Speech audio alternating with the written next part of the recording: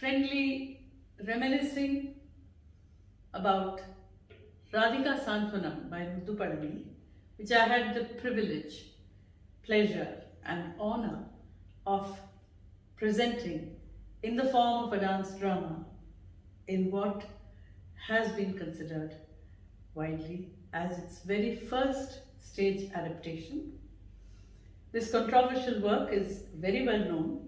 I will not speak much about this work because people can access the information very easily about it. But in 1993, when I had taken up this topic, it had caused a bit of a stir in the dance world because the protagonist Radha is treated in a completely original way by the poetess Muddu. I will not elaborate about it here, but it will suffice to say that playing the character of Radha itself was challenging for me. But playing the character of Radha as projected by, conceived by Muddu was something that I actually enjoyed. Because the character of Radha, as she etched in her work, is that of an extremely self-aware, self-confident and mature woman who exalts her love for Krishna, not through subjugation and surrender alone. She raises the standard of the sentiment of love itself. She lives love at two levels, one at the physical level, at the human level, and at another, she lives it at a spiritual level. I say this because Muddu brings in so many rare references to the character of Krishna, which only a very, very literate woman can bring. She does not portray Krishna merely as a god with extraordinary powers.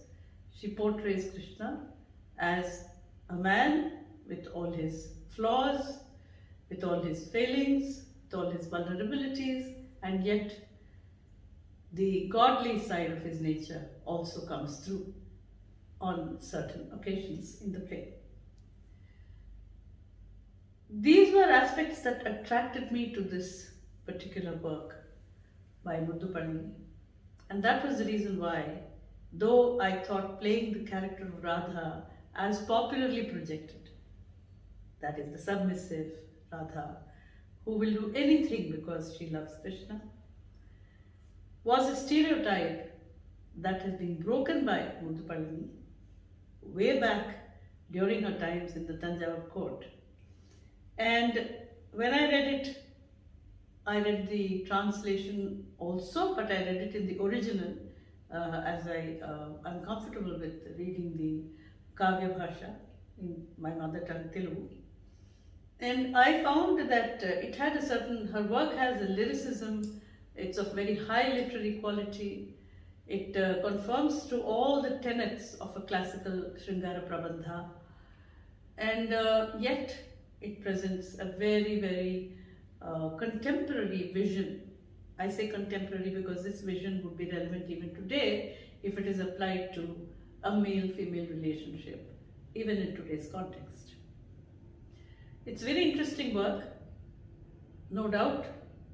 It was found rather objectionable in the time when she wrote it, and the history of it becoming controversial, being banned on the advice of the official translator from Telugu.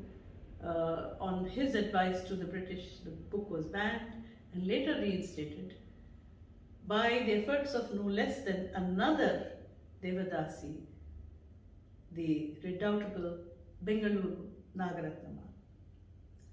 Be that as it may, today I have with me some of my team members who were in the original Radhika Saanthwanam team in 1993.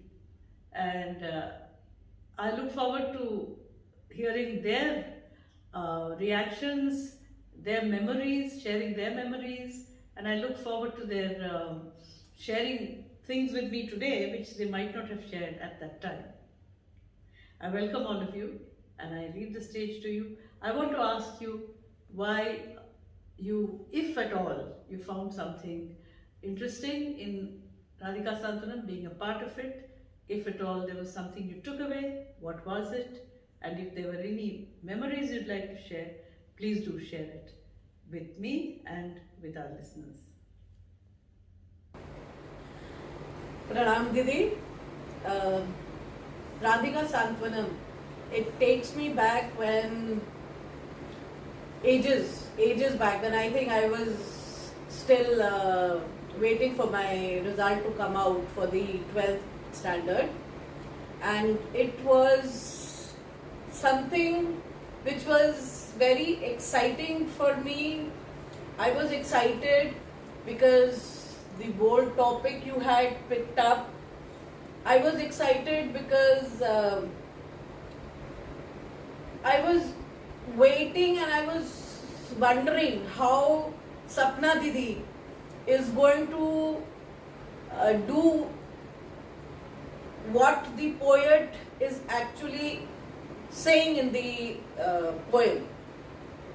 So how your interpretation, how you are going to present it, what your choreography, what your inputs are going to be, and how exciting you are going to make the whole concept as you used to do it always, and you are doing it even today. So I think when I remember Radhika Saanthwanam, I remember excitement, I even remember fear, because I was like very young, and for us it was like, Acha, it's such a bold topic. So, and we are going to do live in front of the audience. So how, the audience are going to react to it, because such a bold topic and such a beautiful dancer, wonderful combination, and how the overall, the stage is going to come out.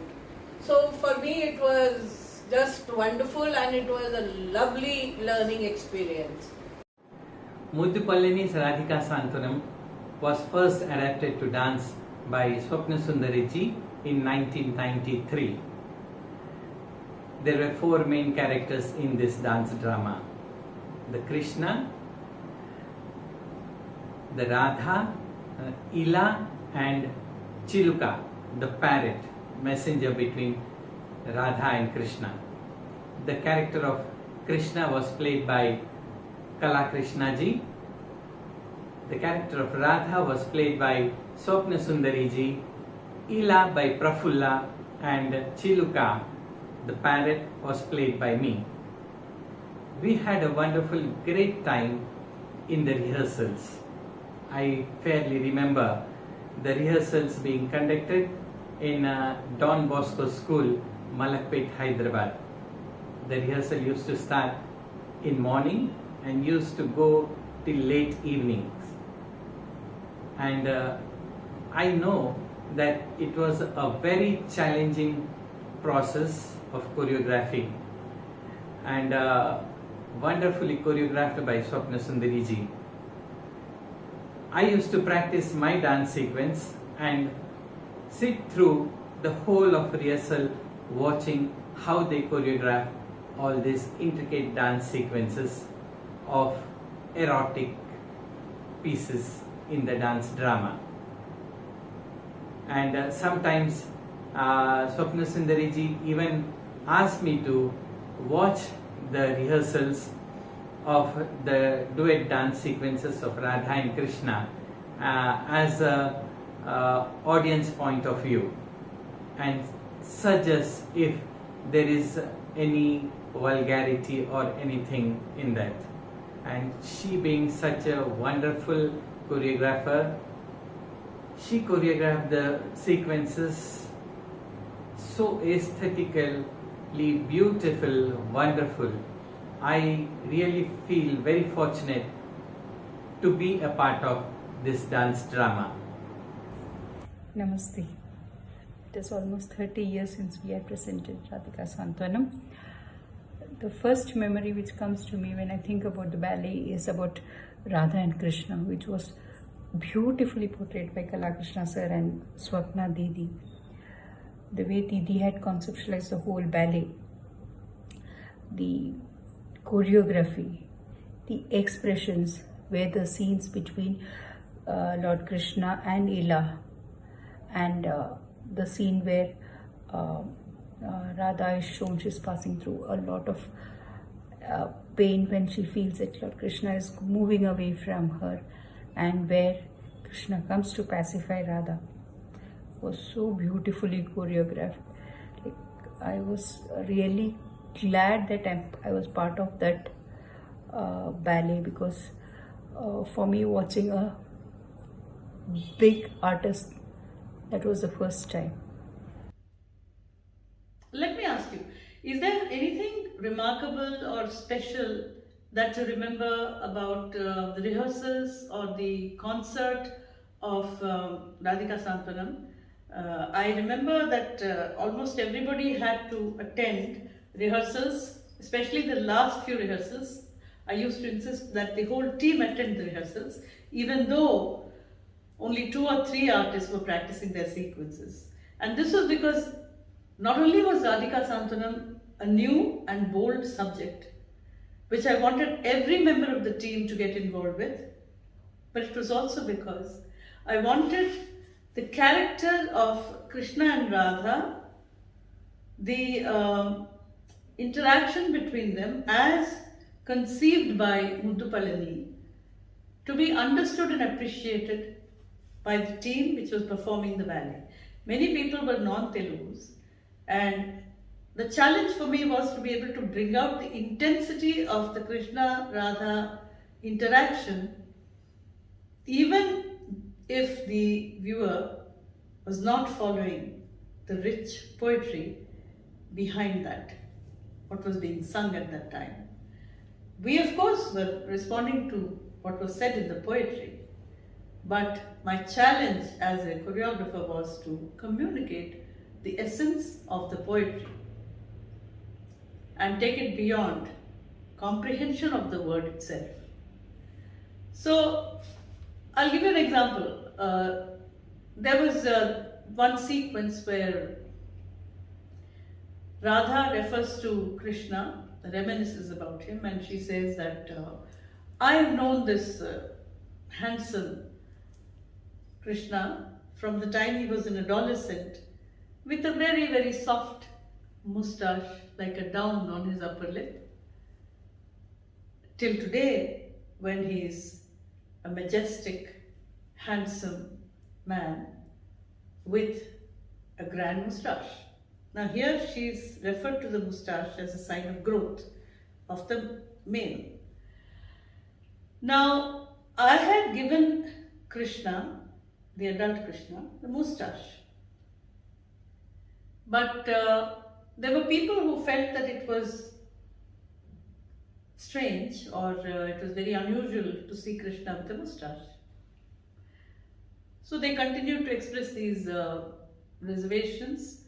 Some of them wrote glowing reviews about the boldness and the clarity, the vision of the production, but could not really accept this projection of Krishna rather than the conventional one where, and I refused to have my Krishna smeared with blue and the typical calendar Krishna image, because to me Muddu Palani saw Krishna and Radha as human beings, and she built the story about their emotions as human beings. So it would have been a paradox if I portrayed Krishna in the way that he's portrayed in most of the mythological productions. So I deviated from that, I took that liberty, but I never deviated from the Sahitya. To me, Sahitya Dharma was one of the most, and is one of the most important, committed, it is a dharma of the dancer to honor the Sahitya. that is the written word, what the poet or poetess has conceived. And of course, the Sangeeta, there is a Sangeeta Dharma as well.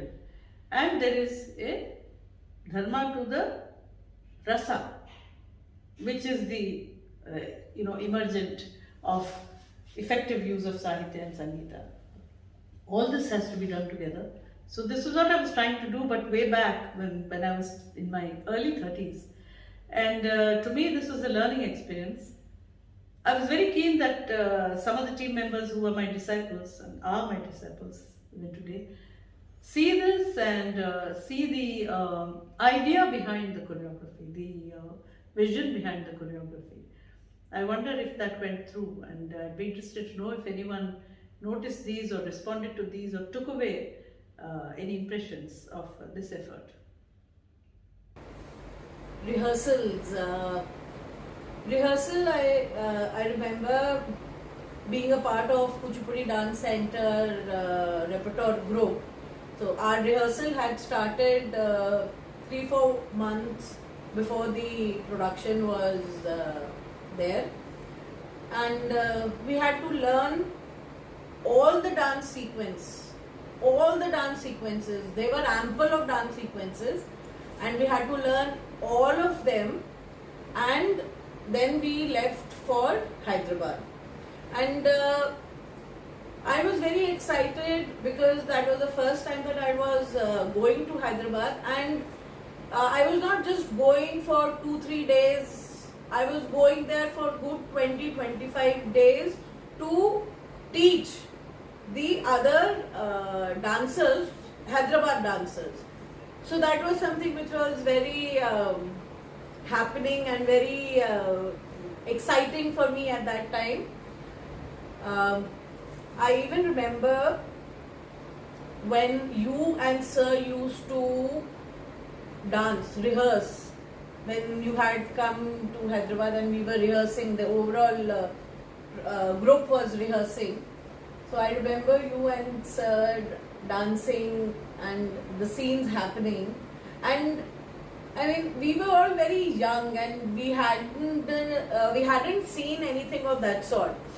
So we were at times little shy what was happening on the rehearsals, what actually the demand was, and how you and Sir were putting it across with so much of grace and elegance, and not making anything vulgar out of it. It was so decent. It was so pure. So that was a learning thing also, that I learned that okay, it may be a very bold topic, but it doesn't mean that it has to be something like people feel uncomfortable to watch. So it was wonderful. It was the rehearsal. I remember I used to wait for yours and Sir's scene so that we could sit and we could learn how gracefully we can even do a bold scene without making it something ho-ha about it. So that is what I remember. So rehearsals for Hyderabad was fun, great fun. We had a great time while rehearsing for Radhika Saanthwanam. Though we had almost 12 hours of schedule for rehearsals daily, we never felt exhausted or anything like that, because the choreographer Swapnasundari ji herself, a very friendly and jovial person. We never had a grim sort of atmosphere in our rehearsals. We had a lot of fun, teasing each other, pulling each other's legs, a lot of food, chai, coffee all the time, which made us very easy to adapt the choreography and do this production, which is really a remarkable production. Getting a chance to be part of Radhika Saanthwanam was a great opportunity for me to work with big artist. It was really a learning experience. Didi is a taskmaster. She is a perfectionist.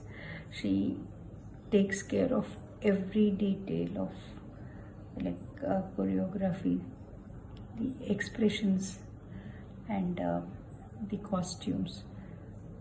Beautiful costumes have been designed for us, and the rehearsals we used to have it day and night, but we thoroughly enjoyed those practices. The sessions was enjoyable. We never felt it was tiresome for us. Really enjoyed. Didi saw to that we all were placed well. So since the day we performed Radhika Saanthwanam as a team in 1993, and thereafter some of you moved away and some others came in, and keeping the team intact with new members taking the place of old ones, we took this show to various cities. I have not learnt of any other interpretation of Radhika Saanthwanam, whether as a dance drama or as a play or in the form of a multimedia or a theatre production. But are you aware of any such effort and attempt? Have you seen anything of Radhika Saanthwanam interpreted by other artists? I'd be really interested to know that. But of course you are aware, and some of you also appeared in the teleballet when Radhika Saanthwanam was adapted to the form of a teleballet. It meant compressing the first performance duration of 2 hours into about an hour, and very heavy editing, but also it had to be edited very carefully because I couldn't lose the thread of the story. I couldn't disregard some of the most important passages of Muddu Palani's, some of the key moments, some of the key sequences between Radha and Krishna, because at the end of the day it's a very simple story. There isn't very much of a plot. What is the interesting part of Radhika Saanthwanam is the treatment of the characters, which is unusual, which was certainly considered unusual at that time, and perhaps is still relevant in present times. So the teleballet won 4 Nandi Awards. I think it was, I have it here, I think I have the list in, yeah, it was judged as the best televised dance drama, the best production. It was judged as the best choreography. It was judged as the teleballet with the best music and best song as well, and also for the best costumes and makeup. So these were the categories under which we received the Nandi Award, which was a very proud moment for me, because the conservative audience in Andhra Pradesh had never seen something so bold as the love between Radha and Krishna retold with such intensity as Muddu Palani has done. And because they're absolutely comfortable and conversant with the language, they understood every nuance of what was being recited and sung, the language. So that was something of a challenge, and I really feel very proud and honored that the people of Andhra Pradesh, its government of the day, honored me for this work.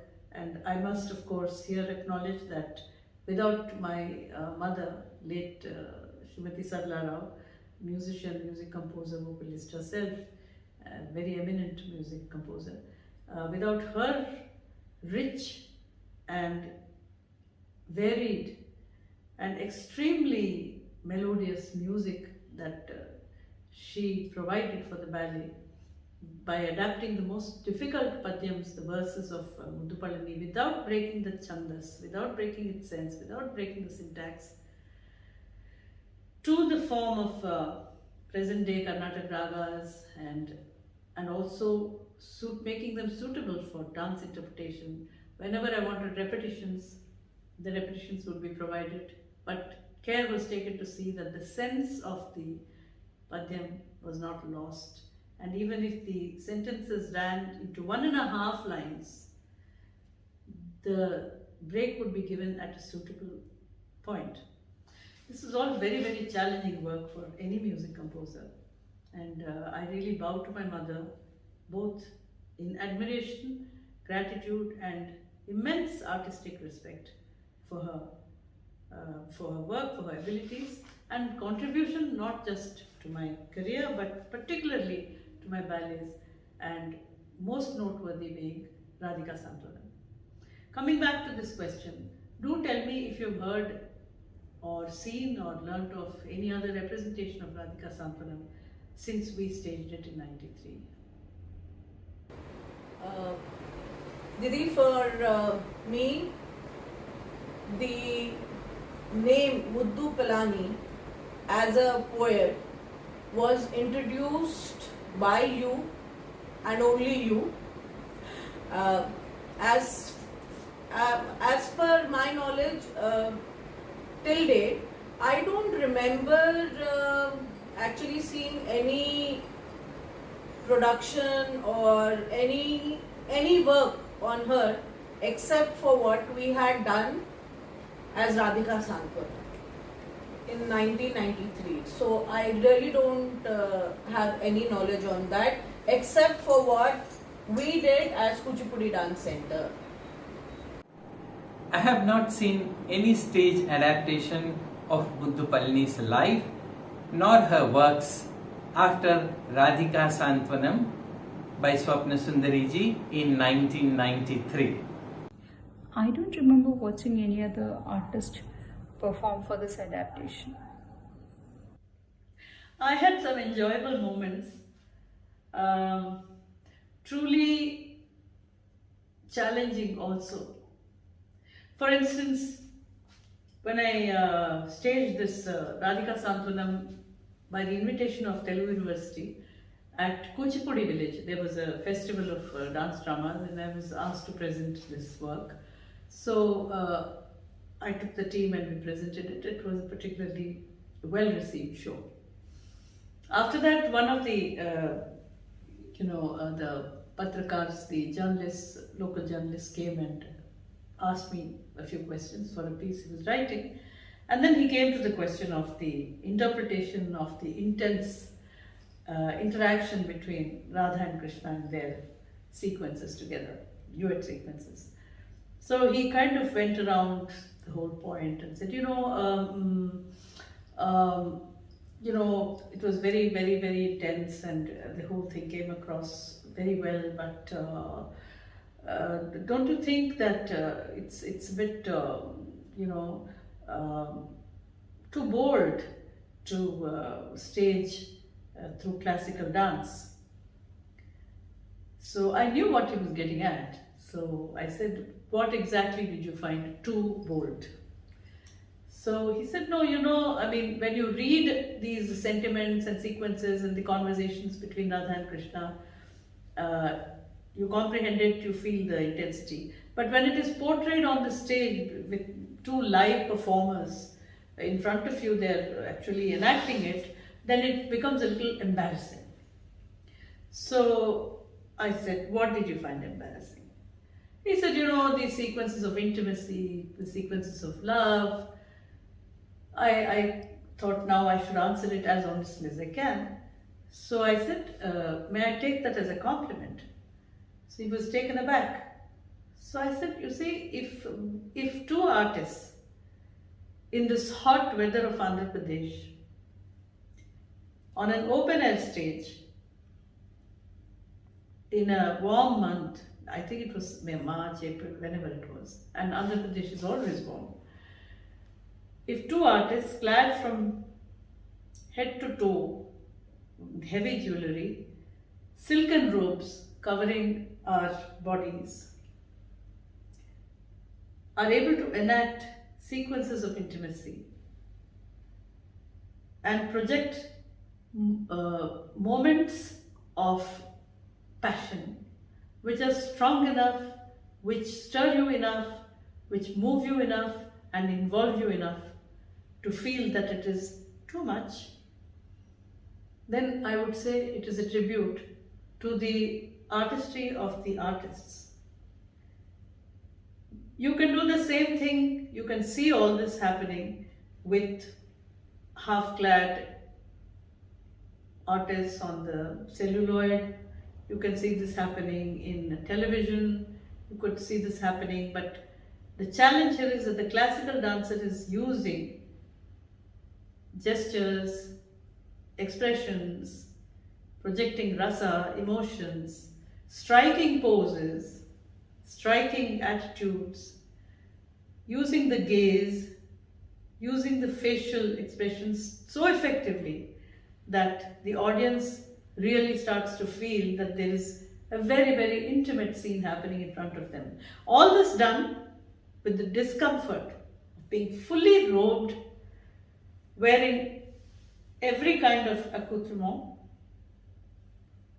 and yet transcending the difficulties and getting the rasa across. I told him, I said, I take that as a compliment. This journalist was taken aback and said, so you're not going to modify the choreography? I said, no, I'm not going to modify the choreography.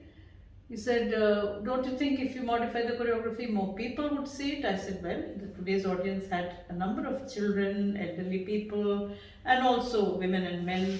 It was a mixed audience, so it would be the same everywhere. So the final question was that if you modified it, perhaps you can widen the audience, and perhaps more people will appreciate Radhika, Saanthwanam and Muddu, Palani, and of course, you and your team of dancers. So I rebutted by saying that if the audience is uncomfortable, some people in the audience are uncomfortable with our delineation of these passionate sequences, then I must request those members of the audience to actually cut. Those days it was cable TV, I think DTH was not there yet, so they have to cut their television transmissions because the television is full of things that ought not to be seen with your families and your children, if you come to think of it. So why is it that classical dancers should be singled out, and why is it that classical dancers should be handed the responsibility and this cloak of morality, which is really, to me, ridiculous, because here is a poetess who is exalting this love of Krishna and Radha almost to the extent that Jayadeva did, inspired actually by previous works by great poets, and she infused it with that kind of a passion. And yet in the present times, people are unable to appreciate the kind of depth of the Sahitya, and then also appreciate the boldness and the courage of artists and choreographers who take up such works. And I believe that limits the scope of the art, because if Shringara of this intensity, Shringara of this degree was something to be shunned, no poet would have written. Gita Govinda would never have been composed. So I rested my point there, and the journalist went away a little disappointed that my boldness, a bold approach could not be thwarted with the might of the pen. Well, these are the challenges that we dancers face, and I must say, with every milestone one crosses, one becomes stronger in one's convictions. So before I say goodbye to everyone, I want the dancers, my teammates, erstwhile teammates, to comment upon anything that they particularly enjoyed as being a part of this team. And with that, with those remarks, we'll take leave of everyone, and we hope to be able to discuss another work with my team of dancers in that work very soon. And also, we will be uploading Radhika Saanthwanam, the award-winning teleballet of Radhika Saanthwanam, very soon, in the form of several episodes. And I would like everyone, my viewers, my followers, my friends, my students, my teammates, to watch it and to give us your response. I think I can't pinpoint a particular thing and say that I liked this or I enjoyed it. I would rather say that what I remember is the overall experience. Starting from, I think, the very first day of our learning here in Delhi and till the time when in Hyderabad we did the show. So the overall experience from start to finish was just wonderful for me. It was learning in a way, not only like dancing, because we were very fond of dancing and you gave us a lot of opportunity, a lot of times to come on stage and dance and enjoy ourselves. But even like we learned how a bold subject can be done in such a graceful manner. I remember your and Sir's poses, dance poses.